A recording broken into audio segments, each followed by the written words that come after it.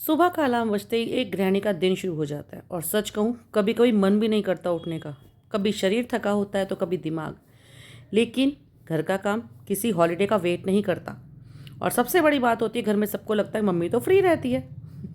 लेकिन सच ये है कि एक माँ, एक पत्नी, एक बहू कभी फ्री नहीं होती, बस दिखाती नहीं है।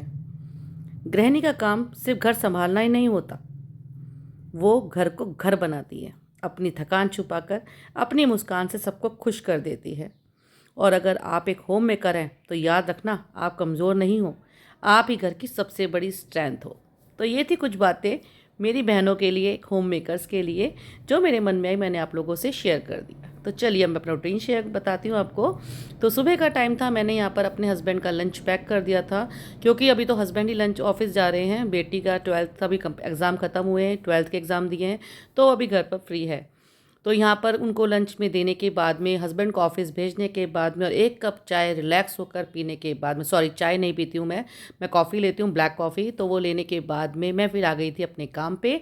यहाँ पर मैंने अपना किचन सारा क्लीन कर दिया था।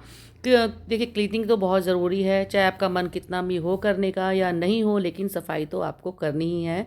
तो सबसे पहले मेरा काम होता है किचन क्लीन करना, क्योंकि अगर किचन क्लीन है तो घर के सारे काम आसानी से हो जाते हैं।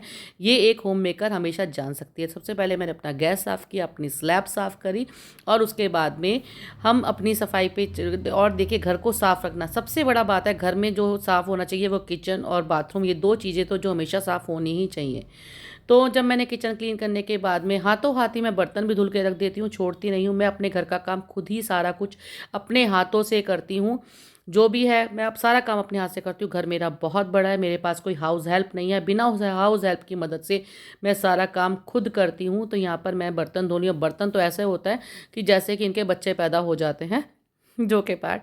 फिर मैं आ गई थी यहाँ पे डस्टिंग वगैरह करने के लिए, सोफ़ा वगैरह झाड़ने, क्योंकि सोफ़ा घर का एक वो कोना होता है, अगर ये साफ़ है ना तो पूरा ड्राइंग रूम आपका क्लीन लगता है। तो यहाँ पर मैं अपना सोफ़ा क्लीन कर रही थी।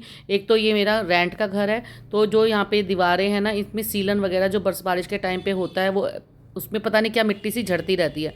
इसके लिए मैंने पहले कवर वगैरह नहीं थे मेरे पास, और फिर मैंने कवर लिए कि कम से कम सोफ़े को तो मैं अपने सेव कर लूँ।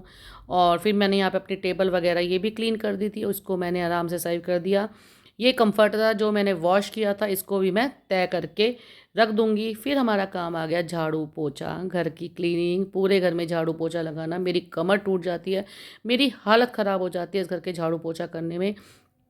और घर इतना बड़ा है किराए का, तो किराए का है तो मैं हाउस हेल्प लगाने की सोचती भी हूँ, तो वो इतना पैसा मांगती है ना, 4-4, 5-5 हज़ार रुपये, जो कि मैं अफोर्ड नहीं कर सकती हूँ। देखिए, एक प्राइवेट जॉब में मेरे हस्बैंड काम करते हैं, तो प्राइवेट में काम करने के लिए आप समझ सकते हैं, और एक मिडिल क्लास फैमिली के लिए 4-5 हज़ार बहुत बड़ी रकम होती है। बच्ची को पढ़ाना लिखाना, उसकी आगे फ्यूचर की करना, तो यहाँ पर मैं अफोर्ड नहीं कर सकता। तो मैं अपने घर का सारा काम मैं खुद अपने हाथों से ही करती हूँ, और मैं सही बताऊँ, और अपने हाथों से काम करने में मुझे बड़ा ही मज़ा आता है।